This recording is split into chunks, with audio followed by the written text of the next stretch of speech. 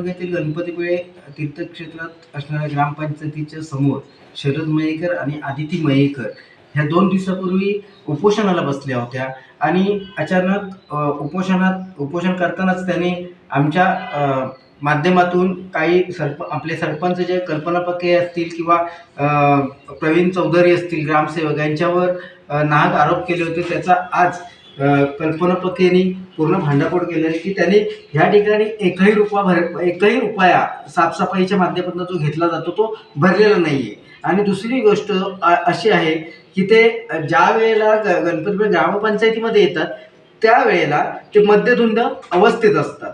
आणि काल सुद्धा ज्या वेळेला त्यांनी उपोषण केलं, उपोषणाला ते बसले होते आणि त्याच वेळी बरोबर 1:51 ते देशी बारमध्ये दिसून आले। त्याचा सबळ पुरावा ग्रामपंचायतीकडे आहे।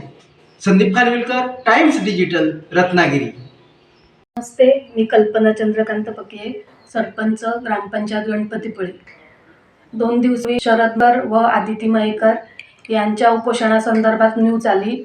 त्या संदर्भात मी काही बोलू इच्छिते। सन 2022 सप्टेंबर 2022 मध्ये श्री शरद मयेकर यांनी ग्रामपंचायतीने फ्री झोन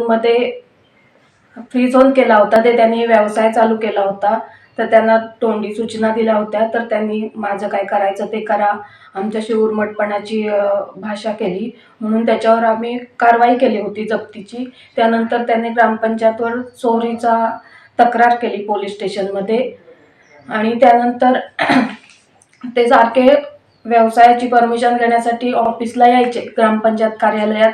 तर त्यावेळी नेहमी ते मद्यधुंद अवस्थेतच असायचे। आमच्याशी अरेरावीची भाषा करायचे। तसेच राज्यपालांना कॉल केलाय, मुख्यमंत्र्यांना कॉल केलाय असं बोलून आमच्यावर प्रेशर आणायचा प्रयत्न करत असायचे प्रत्येक वेळी। तसेच ते बोलतात की 20 वर्ष मी व्यवसाय करतोय बीचवर। तर त्यांनी आजतागायत ग्रामपंचायतचा व्यवसायासंदर्भात जो आपण साफसफाई कर घेतो तो आजतागायत एकदाही भरलेला नाही। तसेच ते आरोप करतात ग्रामपंचायत प्रशासनावर की पैसेची मागणी केली किंवा आमच्यावर राजकीय वरदहस्त आहे, तर त्यांनी तो सिद्ध करावा। तसेच गेल्या वर्षी म्हणजे 2023-24 मध्ये त्यांच्या शेजारी ज्यांचा व्यवसाय आहे त्यांना त्यांनी स्वतःच त्यांच्या जागेवर स्टॉल लावण्यासाठी सांगितलं व त्यांच्याकडे 25,000 रुपयाची मागणी केली।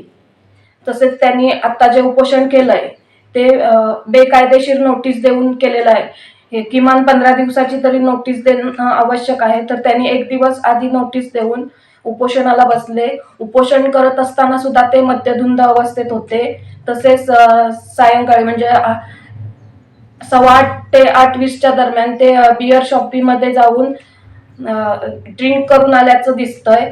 त्याचे सबळ पुरावे ग्रामपंचायतकडे उपलब्ध आहेत। त्यांनी जे आरोप केलेले आहेत सरपंच, ग्रामसेवक, उपसरपंच म्हणजे एकूणच ग्रामपंचायत प्रशासनावर त्यांनी आरोप केलेले आहेत, ते त्यांनी सिद्ध करावेत।